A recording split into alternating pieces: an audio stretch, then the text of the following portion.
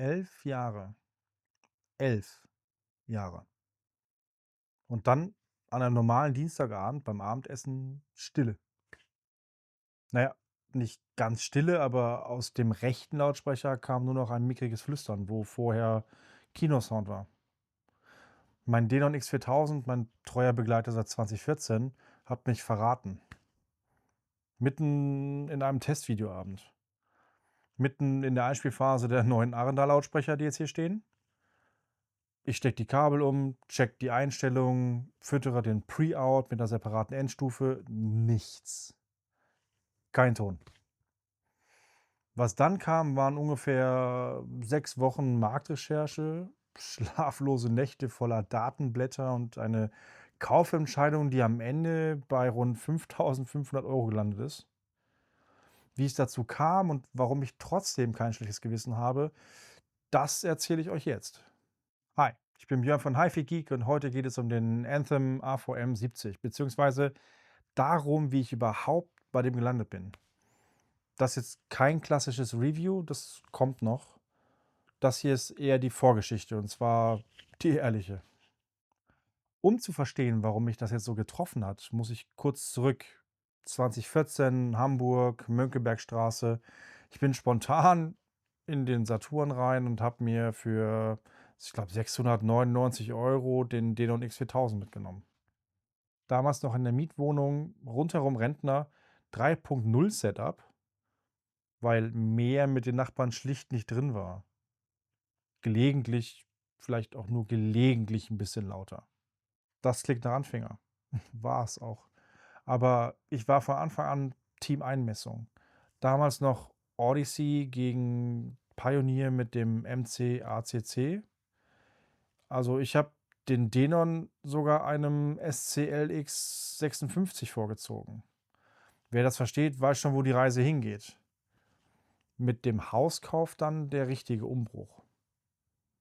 7.2.4 Setup, Raum akustisch bearbeitet, Technik nach hinten, OLED nach vorne.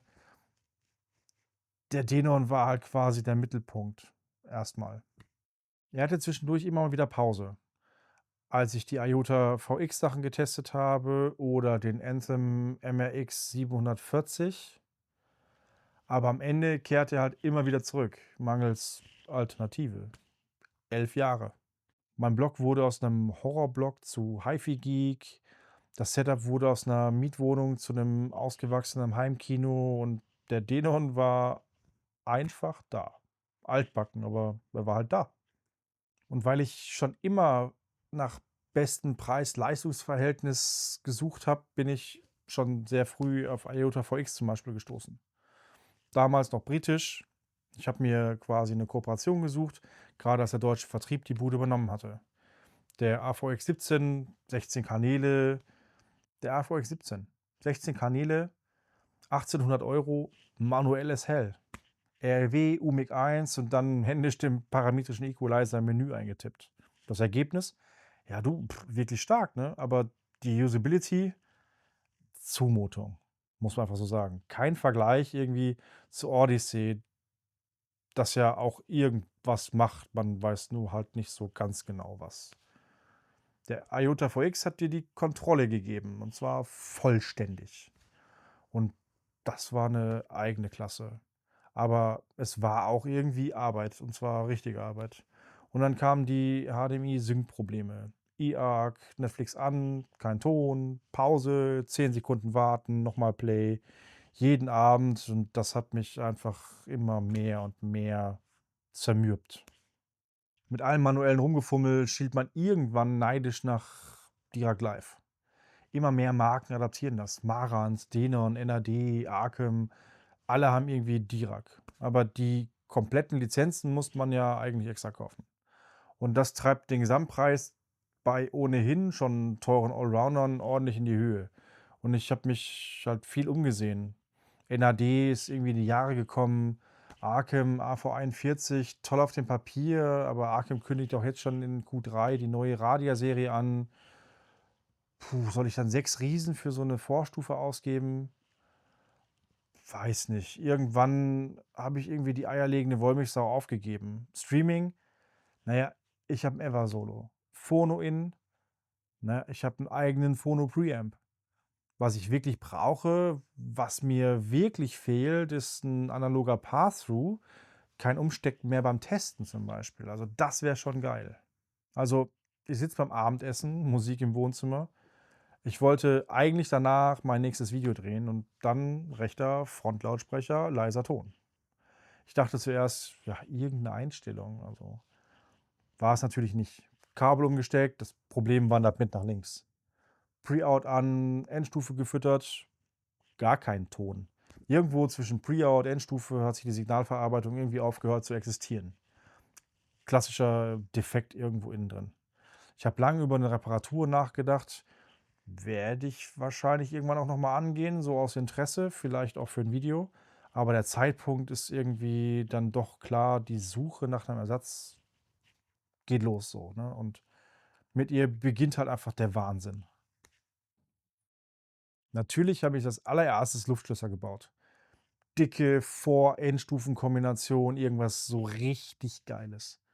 Und dann bin ich irgendwie auf den Boden der Tatsachen zurückgekommen. Marantz AV10, AV20, AV30 klingen auf dem Papier mega toll. Die Preise 4.000 bis 6.500 Euro. Dira kommt noch on top dann nachher noch, also zumindest die Art-Geschichten, ich glaube auch das Bassmanagement. Und ich will ehrlich gesagt nicht wieder in der Denon-Bubble irgendwie hängen. Denon selbst mit Dirac-Upgrade, irgendwie haben die für mich den Glanz verloren, verworfen. Storm Audio, Trinnov, ja, vielleicht mit einer Kooperation, aber so richtig trauen, nee, weniger. Die Einstiegshürde ist mir einfach zu hoch, die Community zu klein und ich will mich nicht mit Dingen irgendwie beschäftigen, bei denen ich keinen vernünftigen Ansprechpartner aktuell habe. Onkyo TXR Z50 als Preamp.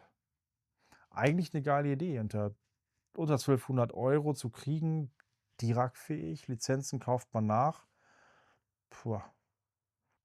Art kann er dann nicht, aber ich habe 'nen akustisch bearbeiteten Raum, dementsprechend könnte man sich's aufsparen. Ist 'ne Überlegung wert. Emotiva, letztes Jahr auf der High-End München super nettes Gespräch geführt, aber die wollen scheinbar irgendwie nicht wirklich auf den deutschen Markt. Schade, verworfen.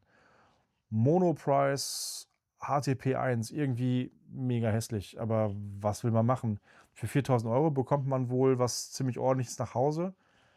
Ja, kein Vertrieb hier, auch erstmal verworfen.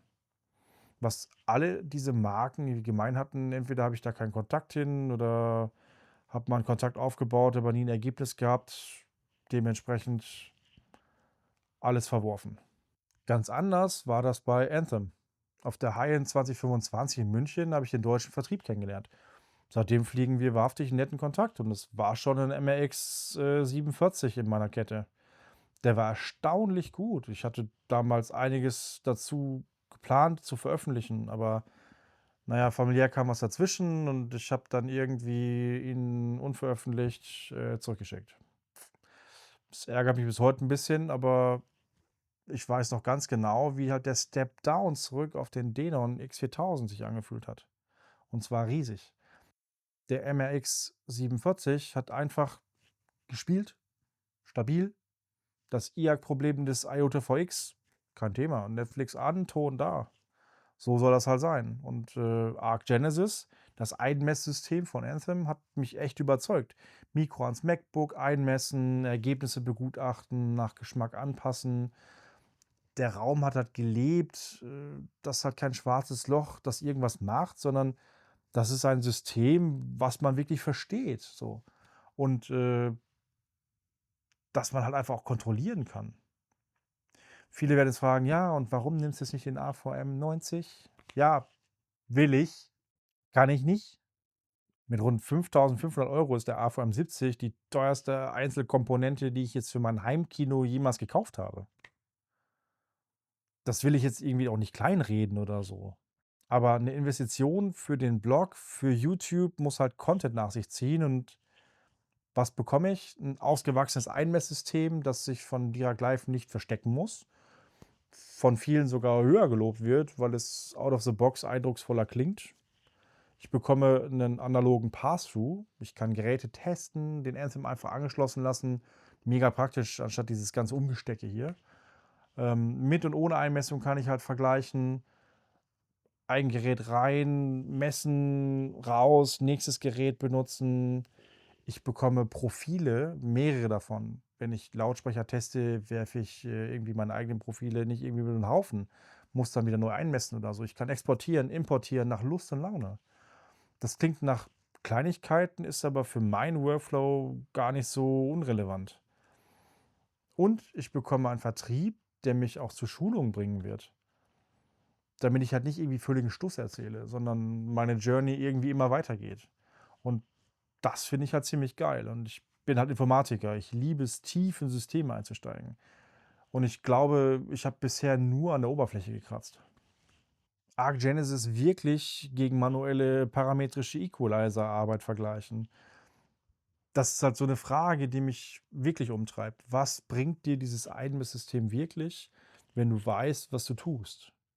Wer auf diesem Sofa Platz nimmt, soll mit einem fetten Grinsen wieder aufstehen und sich ernsthaft Gedanken über seinen Netflix-Konsum ohne Heimkinosound machen.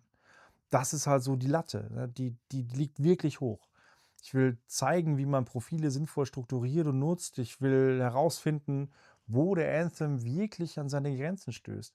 Und ich will das nicht als Durchlaufobjekt tun, wie das so in der Fachpresse für 14 Tage oft der Fall ist, sondern langfristig, weil ich irgendwie an das Gerät glaube. 11 Jahre X4000, das ist halt einfach keine Zahl, das ist ein Lebensabschnitt. Ein Jahr nach dem Horrorblock kam irgendwie der Denon ins Haus. Ich habe ihn sogar quasi 'nem Pioneer SC LX56 vorgezogen. War damals halt schon in dem Team bessere Einmessung. Keiner hat halt geahnt, was irgendwie aus meinem Blog so werden könnte. Der Blog ist heute hifigeek.de und der Denon halt kaputt.